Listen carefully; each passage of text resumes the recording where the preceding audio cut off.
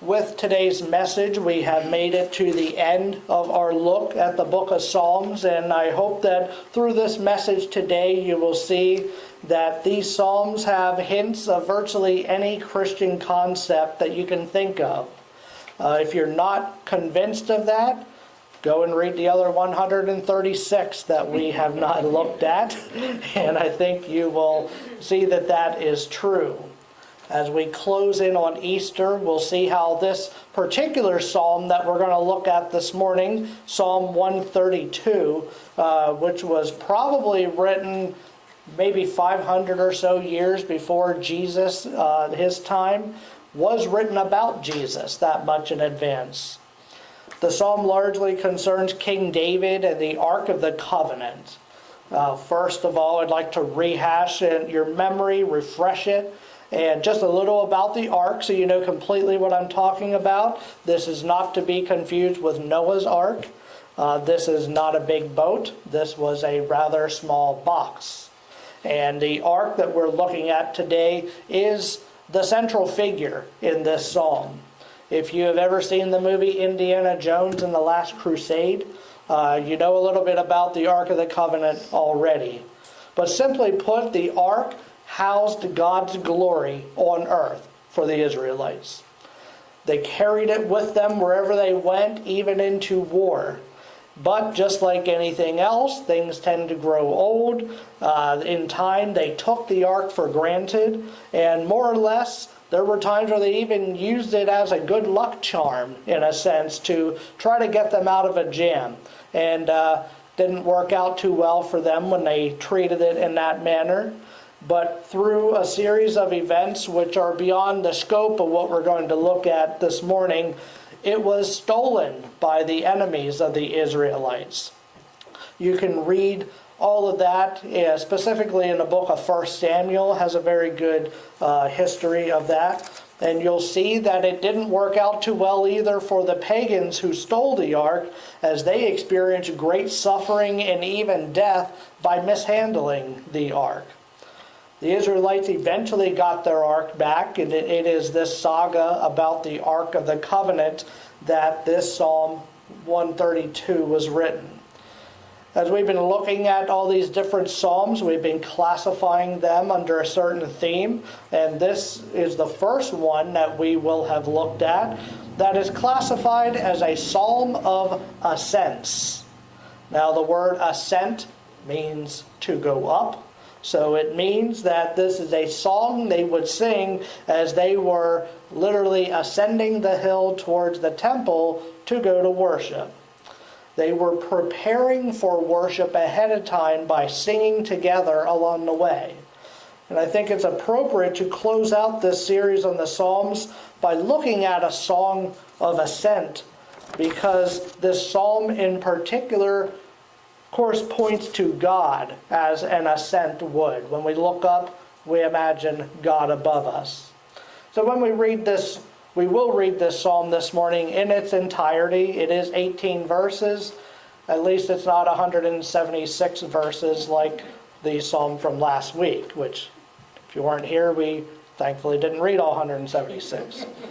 But we will go to the word of the Lord now, read from the New King James Version, which is your pew Bible. And it begins a song of ascents. Lord, remember David and all his afflictions, how he swore to the Lord and vowed to the mighty one of Jacob, surely I will not go into the chamber of my house or go up to the comfort of my bed. I will not give sleep to my eyes or slumber to my eyelids until I find a place for the Lord, a dwelling place for the mighty one of Jacob. Behold, we heard of it in Ephrathah. We found it in the fields of the woods. Let us go into his tabernacle. Let us worship at his footstool. Arise, O Lord, to your resting place, you in the ark of your strength. Let your priests be clothed with righteousness, and let your saints shout for joy. For your servant David's sake, do not turn away the face of your anointed. The Lord has sworn in truth to David, he will not turn from it.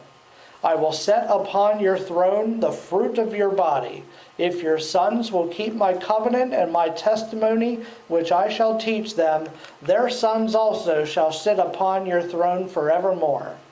For the Lord has chosen Zion. He has desired it for his dwelling place. This is my resting place forever. Here I will dwell, for I have desired it. I will abundantly bless her provision. I will satisfy her poor with bread. I will also clothe her priests with salvation, and her saints shall shout aloud for joy. There I will make the horn of David grow. I will prepare a lamp for my anointed. His enemies I will clothe with shame, but upon himself his crown shall flourish. May the Lord's blessing be added to the reading and hearing of his holy word. Now it seems most likely from reading this psalm that it very much seems that it was written after the time of David. And the worshipers are remembering David's strong desire for God. Some people are widely remembered for a variety of things, but what do you want to be remembered for? Adolf Hitler is greatly remembered, as is Billy Graham. So, we know that they are remembered for very different things. That is the first point this morning, that David's concern for godly things was his legacy. What the psalm talks about is how David was determined to find a home for this Ark of the Covenant. He was so determined to do this that he made a vow not to sleep until he had honored God by beginning construction on a permanent dwelling place, a permanent temple to house this ark. That is what God can do for the willing follower of him. He can put this fire for godly things in a person's heart that so completely consumes you. There's so many people in the world that suffer from things like depression, and they think they don't have any purpose in life. But God can give a person purpose if they let Jesus Christ into their life. In a way, I can relate, but I don't ever want to say that my experience with this was anywhere close to the level that David experienced. But I will say that whenever I felt led to pursue the Christian ministry, I went ahead and I applied to the seminary. I began taking classes. I didn't have the luxury of quitting my job and focusing on my studies 100%. Oddly enough, even now, I still can't afford to quit my other job and focus on other things that I'd like to 100%, but I think that is God just keeping me humble.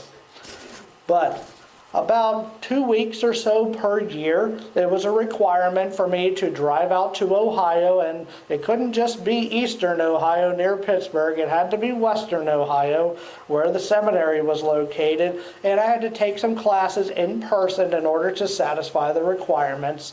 And they are some long drives out to western Ohio if you have ever done that. 7 or 8 hours. I've driven longer places, but still, it's a lot.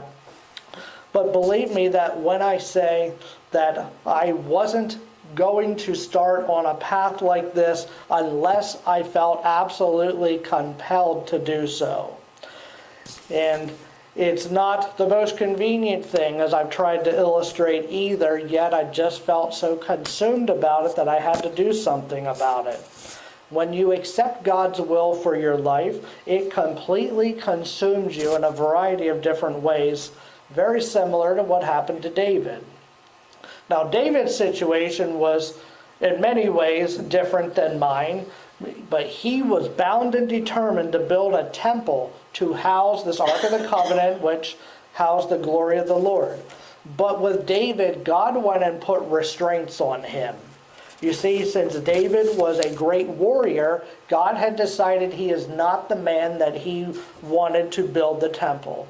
That job was reserved for someone else who would be his son, Solomon, and the rest is history. But that's not to say that David was wrong in his desire to build the temple. It illustrates David's great concern for godly things. And the fact that God didn't allow him to build it even shines more light on David's character, as he accepted God's will for his life and he didn't push the issue whenever God told him this specific thing is off limits for you. If David were a selfish man, as king of Israel, he could have easily ordered as many men as he needed to begin work on that temple. If he decided, I'm going to do what I want to do, and that's the end of it, he could have done that. But he feared God. And when you read through the books of Samuel, you see that David had every reason to fear God. Because you may recall this incident where they were hastily moving the ark. When it seemed like it was going to fall, there was a man walking next to it named Uzzah. And he reached out to steady it, not trying to, do anything bad to the ark. He actually wanted to help it by keeping it from falling.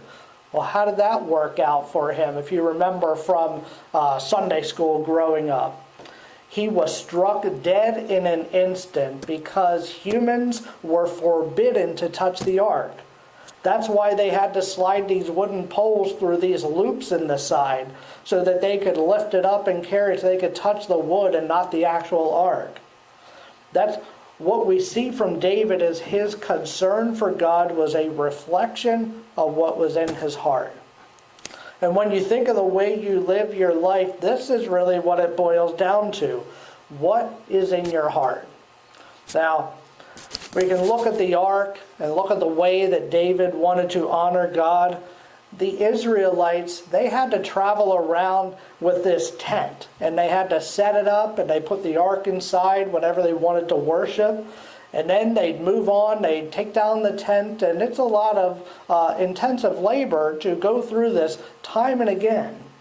So David had such a heart for God, he said, I want to build a permanent dwelling place for this. And he could have built the most lavish temple that you could imagine. He could have had everything gold-plated, and they could have had the finest of, you name it, all for the glory of God. But the thing is, do you think God cares about the finest gold on earth? No, I'm pretty sure he doesn't, but that doesn't mean he doesn't want it. And it sounds like a contradiction, which I will explain. What I mean is that God would be no richer with the most lavish temple, gold-plated everything being built, because God's wealth is not based on earthly things. But what is important is he wants to see a reflection of what is in our hearts. What lengths are we willing to go to for him? It's like presenting our offerings every single week at church. God doesn't need that money. He's not sitting up in heaven with a checkbook, logging every individual, how much he gave, every church, how much did they bring in. If he were, that would be my job when I get to heaven. I would love to be God's bookkeeper. But he doesn't do that, so I have to find something else to do when I get there. Even so, the offering is very important because God knows everything about you. He knows how much you bring in. He knows what your obligations are, your rent, your mortgage, your food, all that kind of stuff. He knows if someone is sitting on $50,000 of cash under the mattress just in case the stock market crashes like it did back in 1929. And he knows if that same person put $1 in the offering plate because they just don't care. But that's not really even the point. It never is about the exact amount of money that you put in. It's what is in your heart when you put it in. The question is, what do you value more? Do you value the extra material things that you can buy with the money? Or do you value more honoring God with that and providing for his church and putting the church in a better position to bring people to saving faith in Jesus Christ? Now, that's one thing, being more concerned with material things than for God. But here's another one. Do you trust God that he will provide for your needs if you put in a certain amount, maybe more than what you were planning. Again, it's not about the dollar amount. It is possible to show God by this way that you trust Him more. By maybe donating, a person can show more trust by putting $5 in than another person who's earning $1 million a year puts $50 in. The person giving less can possibly show more trust. So you have to look at the whole picture, which is why I look at the offering as another way to worship God, by showing Him what's in our hearts. So no, God doesn't care about the offering in the sense that He doesn't need it. But the good news is that contributing money isn't the only way that you can manifest what's in your heart to God. There may be people out there who simply can't afford to put as much as the next guy in. So it doesn't make a whole lot of sense to give too much, that more than you can afford, to the church and prove how righteous you are, if then you're going to go pay late fees because you can't pay your electric bill on time, and you can't pay your rent on time, and now you got your landlord upset at you because I went and gave the money to church instead. That's just not good stewardship. So find other ways to serve God. Volunteer at church. Volunteer at other Christian ministries. Start a prayer ministry of your own. Serve in any way you can. If you see a need, go for it. You can't put a price tag on those kind of things.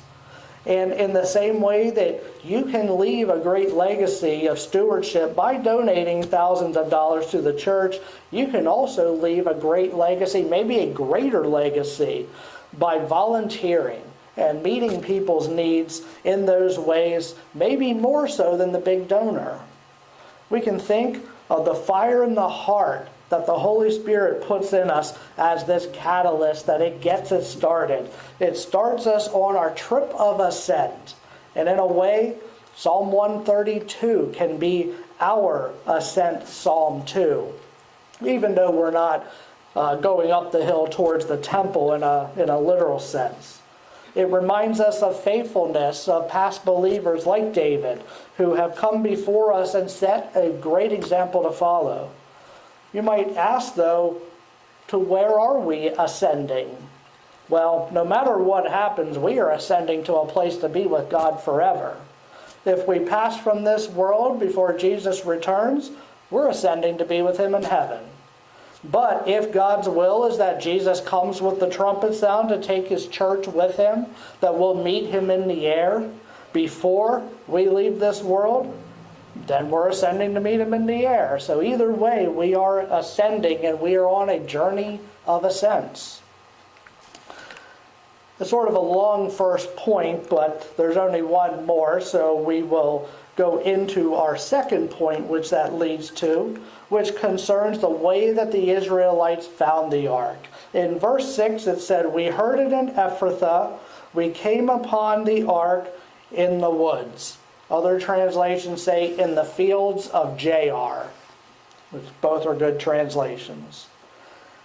This should be one of the most shocking statements in this whole psalm, because we're talking about the most holy, the most valuable piece of furniture ever created. Yet where do they find it? They find it in a field, in the woods of all places. Talk about finding a diamond in the rough. But it's very significant, as it illustrates oftentimes we find God in places we don't expect. For instance, the person who isn't a believer in Jesus Christ, sadly, say, has a friend who passes away and they go to the funeral. Hopefully the pastor talks a little bit about Jesus, and that person who is not a believer, they might start scratching their head, because you wouldn't expect a preacher to start talking about the God of life when someone just died. This sounds contradictory. It doesn't make sense. So they find God where they don't expect Him, at a funeral service. Or if someone close to you, sadly, is diagnosed with cancer, what do you often see? People praying to God for healing and for comfort. Happens a lot in hospital rooms, for example. The non-believer would expect those people to be more concerned with what the doctor has to say about the situation, yet they find God there. People asking God to intervene. Now, as far as the Ark of the Covenant is concerned, it was an Old Testament concept, and we are now under the New Covenant. We aren't looking for a physical ark anymore. But do you know where people go to find God now? They go to a cross, and they go to an empty tomb. Look at each of these. Some 2,000 years ago, the cross was known as the most cruel, most humiliating, most agonizing instrument of punishment that man ever dreamed up. Yet from man's perspective, nothing good could ever come from the cross. In America, we have the 8th Amendment of the Constitution that outlaws cruel and unusual punishment. If ancient Rome had their 8th Amendment, the cross would have been the first thing to go. It was inherently cruel, which is why that's the last place you would ever expect to find God, at a cross. Especially a loving God, too, because a cross was so unloving. But what do we find there? We find Jesus Christ hanging from a cross, heaving for his last breath, pain certainly shooting through every extremity of his body. Now, do you think that it is a mere coincidence that the Ark of the Covenant, which housed the glory of God, was found among wood? And we also find the glory of God at the wood of a cross? But that's not even all. Whenever he was confirmed dead, Jesus' body was removed from the cross and prepared for burial and was placed in a tomb. Have you ever done one of these word association exercises where someone gives you a word and you're supposed to say the first thing that comes to mind? Sort of like if someone says pet, well, I'd say dog or cat. Or if someone says thief, I'd say Congress or IRS, something like that. Well, seriously, if you would say death, you might say graveyard or tomb. The same thing when the women went to the grave after the Sabbath and they met the angels. What did they say? Why are you looking for the living among the dead? But by their words, they were emphasizing that Jesus wasn't just some ordinary person. And his death was not an ordinary death. It had a purpose more than anything we could have imagined. There's so much irony in it whenever we go to a tomb for dead people to find evidence of the living God. That is where we find the evidence of the resurrection. And this evidence telling us he is alive because he's not laying where a dead person would be. As the angel said, he is risen. And the Ark of the Covenant in the Old Testament was a picture of this future reality. Let's move ahead briefly before we close and look at the last 2 verses of this psalm. Here I will make a horn grow for David and set up a lamp for my anointed one. I will clothe his enemies with shame, but his head will be adorned with a radiant crown. Who does this sound like?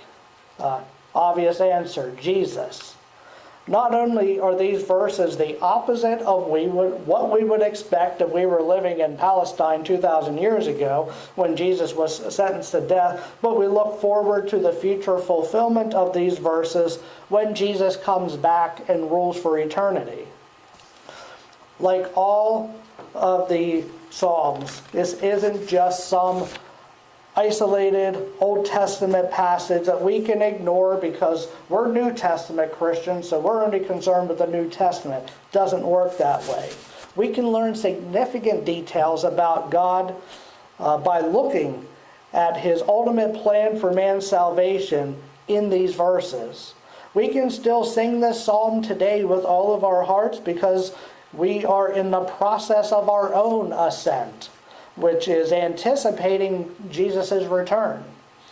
There's so much in this psalm about Jesus, specifically about the way that people reject him and about ways that we find him in the strangest of places. I'd like to, for the last minute or two, talk about leaving a legacy. As I mentioned earlier, David left a legacy. And as Christian believers, each of us have a great opportunity to also leave a legacy. We don't have to compare ours to David, or because everyone is called to serve him in a different way. But who's to say that our desire to serve God in a certain way isn't as strong as David's? Maybe it very well is. We've each been gifted and called by God for various tasks.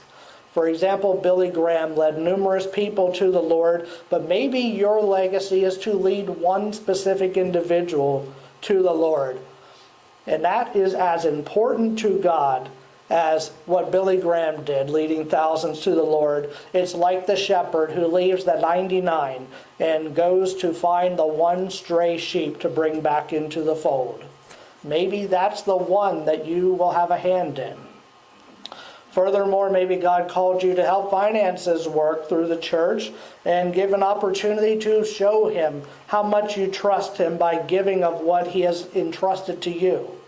Maybe you're among those who are called to serve others by lifting them up in prayer regularly, or by giving comfort to people who need it the most, or by teaching God's word. There's innumerable other ways to serve God, and it is my hope that you know how God has called you to serve him. And better yet, you have a church full of people here who are willing to pray for you for the clarity that you desire if you're not sure how God has called you. Just keep an open mind, because just as the Israelites wouldn't have expected to find an Ark of the Covenant among the woods, and the unsaved wouldn't expect to find a living God among the tomb of a rich man, God often doesn't do what we expect him to do. So there's a chance you won't expect to find what he has in store for you either. Let's bow our heads and close out with a word of prayer.